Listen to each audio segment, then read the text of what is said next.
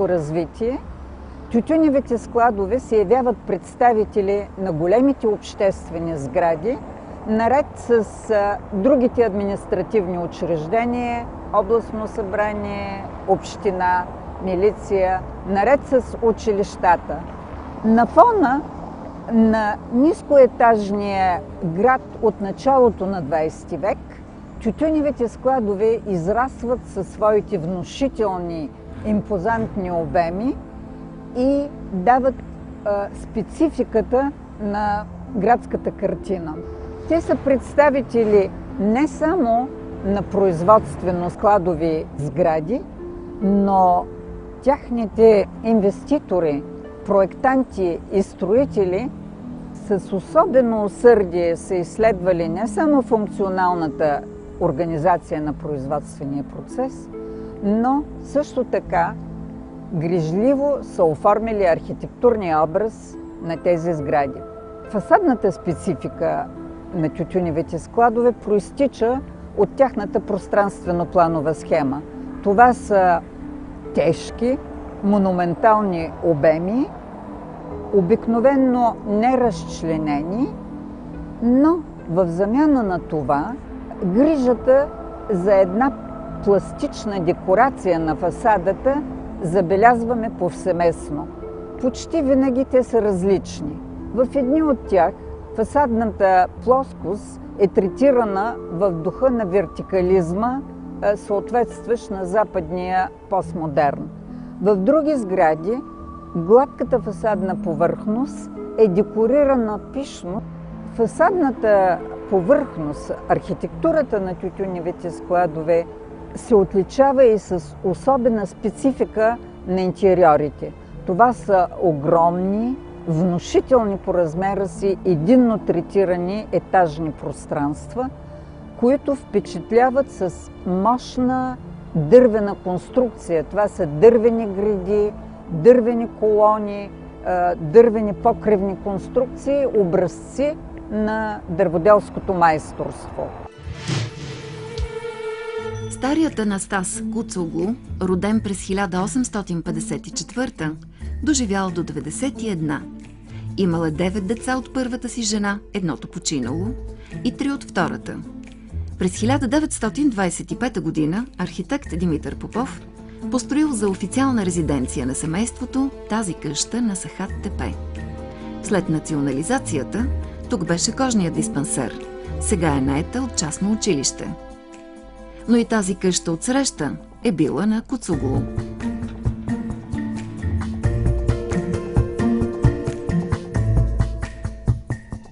А доходното здание на джумаята е собственост на сина му Константин Коста.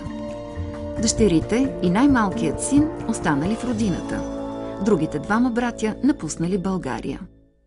Особено интересна личност е най-големият Васил, роден през 1886 г. в Райково. Той е бил най-образованият. Посмъртно през 1989 г. са издадени у нас неговите спомени и размисли, писани в Швейцария. Предприемач от европейска величина и проникновен публицист. Вторият брат Константин, по-малък от Васил с 2 години, напуска страната в навечерието на войната. Живее и умира през 1986 г. на почти 100 годишна възраст в Лос-Анджелос. Дъщерята на Константин, Василка, Илка, отдавна живее в Калифорния. Тя е съпруга на диригента маестро Божидар Аврамов, снаха на професор Владимир Аврамов. Нейният син Дориан е повече американец, отколкото българин. Най-малкият брат Георги Куцуглу бил женен за руска, дъщерята на генерал Никола Недев. Сестрите Невена, Недялка, близначките Дора и Мария и най-малката Елена, както и последвалите ги от втория брак Шина, Ветка и Яна, били омъжени за мъже от известни и по-малко известни фамилии. Някои от зетьовете също били тютюневи експерти и работили в семейните фирми. На всяка бащата подарил по една къща. Днес наследниците на стария Куцуглу са повече от 30 на брой. Съдбата им е най-различна. Те реституираха част от огромното наследство и някои от тях и до днес живеят в едни от най-интересните в архитектурно отношение къщи в центъра на Пловдив.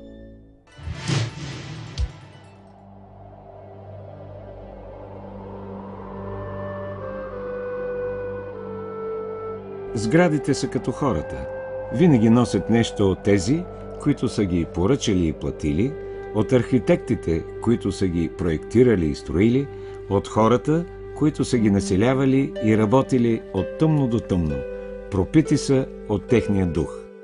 Зад всяка избеляла тухла, във всеки тъжен спомен стар, забравата пропита е навеки. Тя е техен господар. Това са стихове, изписани в един блок и са посветени на изоставените, реституирани тютюневи складове до автогара Юг. Забравата наистина е господар, ако няма кой да разрови загасналото огнище.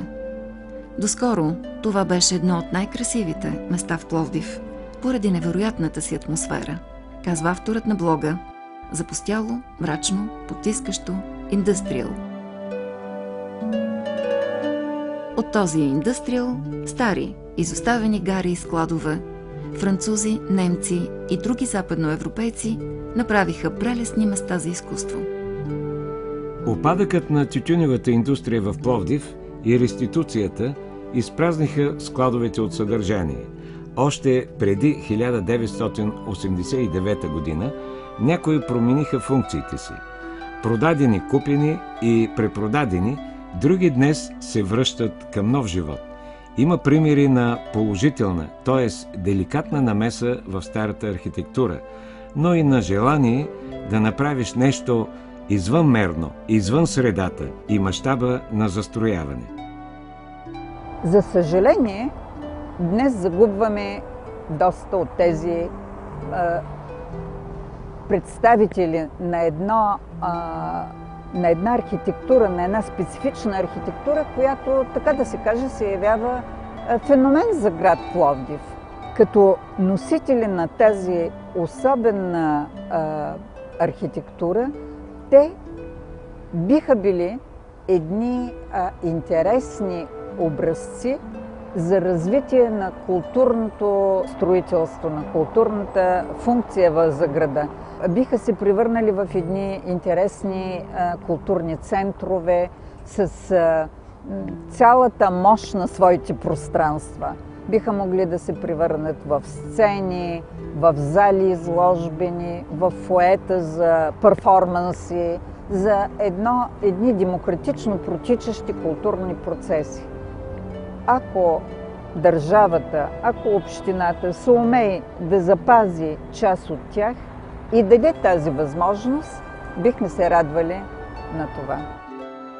Пропусната бе възможността общината да реши свои проблеми с изкупуването на по-ценните в архитектурно отношение складове, които се намират на възлови места в града.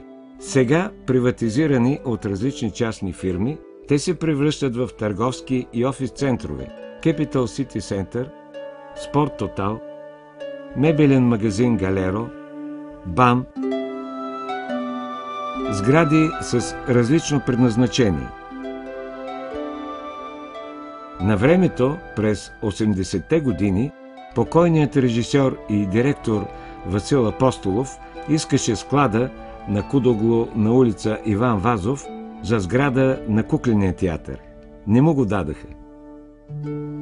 През 2008 предприемчивата Ирина Баткова разположи годишните изложби на МТЛ в друг бивш склад на ъгъла на улиците Иван Вазов и Екзарх Йосиф номер 16 върху 2000 квадратни метра площ.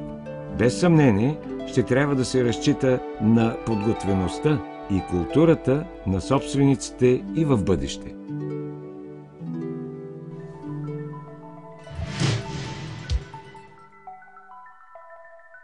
От тук нататък остава литературата.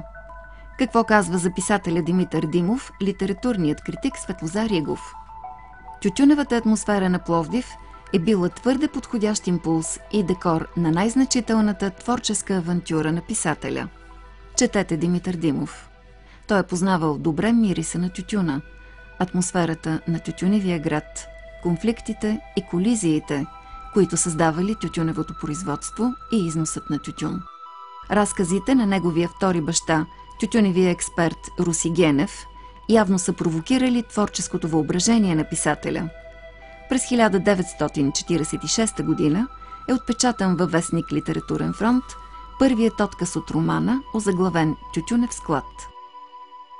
Романът «Тютюн» е писан в Пловдив. Тук, като доцент по анатомия и физиология на домашните животни в Агрономическия факултет, Димитър Димов е живял на няколко места. Кабинетът му е бил в Търговската гимназия, където е настанен Агрономическия факултет, впоследствие в така нареченото занаятчийско училище, което е в съседство. Живял е в стая на най-горния полутавански етаж на тази сграда. После за кратко и на улица Антим Първи номер 14. В съседство е разкошната къща на тютюнотърговеца Никола Каишев, с когото Димитър Димов също се е срещал и разговарял. Едно от тези Димитър Димови места е домът на Кочо Апостолов и на доктор Марена Колушева на улица Кирил и Методий номер 6. Съществува мнението, че прототип на експерта на Никотияна Костов е именно Кочо Апостолов, започнал своя път като чиновник във фирмата на Крум Чапрашиков, Ориент Табако в родния град Дупница. Работил като експерт и после като директор на Пловдивския иклон. Накрая започнал самостоятелна търговия. С излизането на тютюн, в Пловдив станало известно, че освен Кочо Апостолов, в романа е обрисувана и неговата съпруга, доктор Марена Колушева. В случая става дума за източник на вдъхновение, за биографични моменти, за частична физическа и духовна прилика. В Пловдив писателят Димитър Димов среща и други от своите прототипи.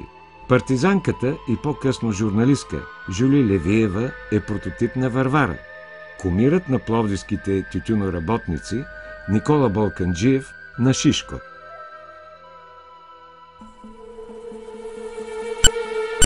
Една епоха си отива. Други са финансовите олигарси днес и други с техните интереси. Отдавна се е разтворил спомена и забравата дъхът на тютюн, който се носеше по улица Иван Вазов.